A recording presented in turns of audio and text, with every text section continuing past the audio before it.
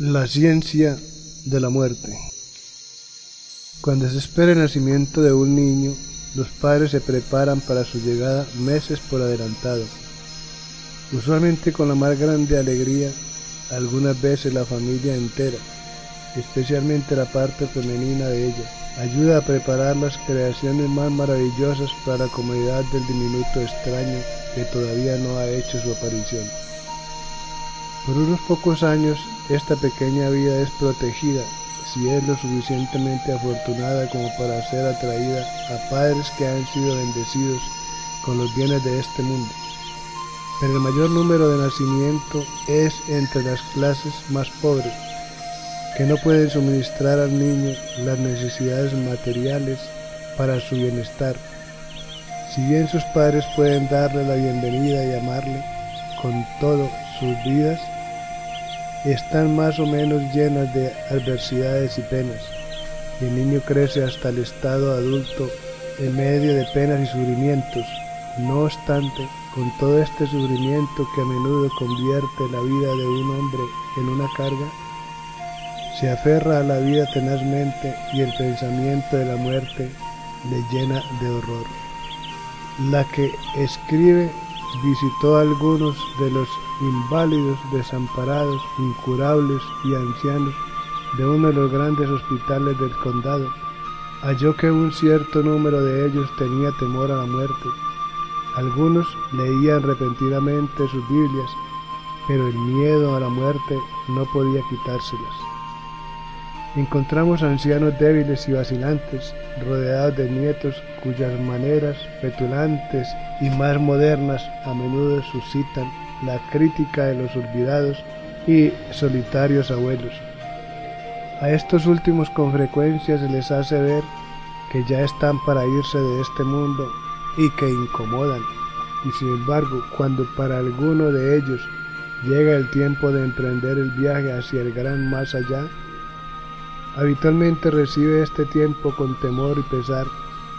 El dolor es llamado, y los familiares que en un tiempo le hicieron ver al abuelo que ya estaba para morirse, ahora hacen lo imposible para impedir la salida de este espíritu al mundo desconocido. Porque el pensamiento de este viaje hacia la vida del más allá tiene que teñirse de tanto horror, especialmente en una nación cristiana que acepta las enseñanzas del gran maestro, el Cristo, cuya misión sobre la tierra fue quitar el aguijón de la muerte. La historia antigua de la humanidad, tal como está registrada en la Biblia desde el tiempo de Adán y Eva, cuando el Señor arrojó a la humanidad del jardín del Edén, demuestra que la muerte ha sido siempre asociada con la idea de castigo. En el Génesis capítulo 20 versículo 17, el Señor amenaza a Adán con la muerte si come del árbol del conocimiento.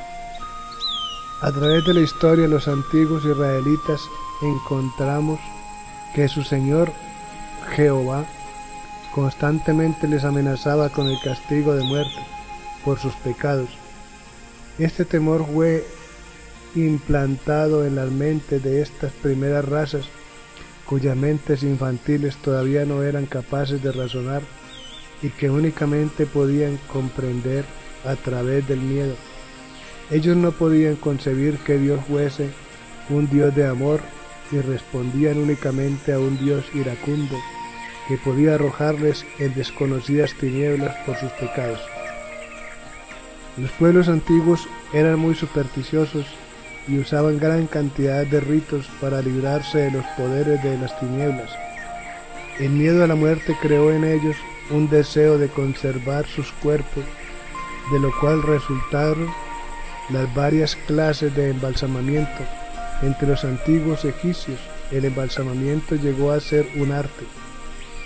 Después que el cuerpo había sido sometido a un proceso de conservación por parte de los sacerdotes, era colocado en una caja de sicómoro, a la cual se le daba la forma del cuerpo y luego era devuelto a los parientes, quienes muy frecuentemente lo conservaban en la casa y algunas veces en una bóveda o sepulcro privado.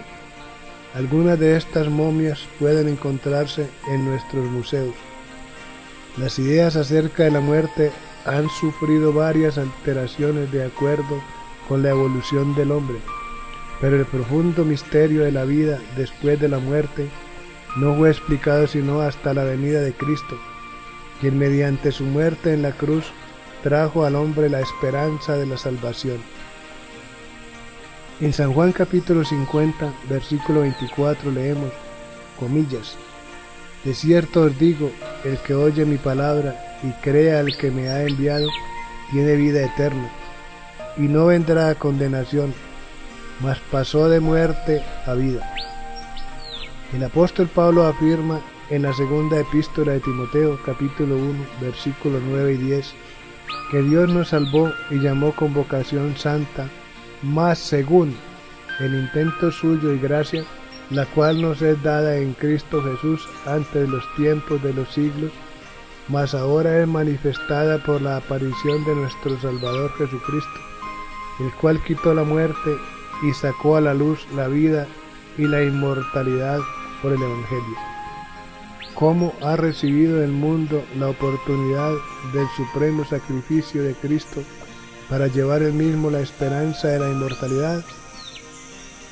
¿Ha disminuido el miedo a la muerte? ¿Ha cambiado el método de tratar los cuerpos de los muertos desde los días de los antiguos judíos y griegos? ¿Se ha conservado la ciencia de la muerte a la par de la evolución? Veamos si se percibe algún cambio entre las razas más avanzadas.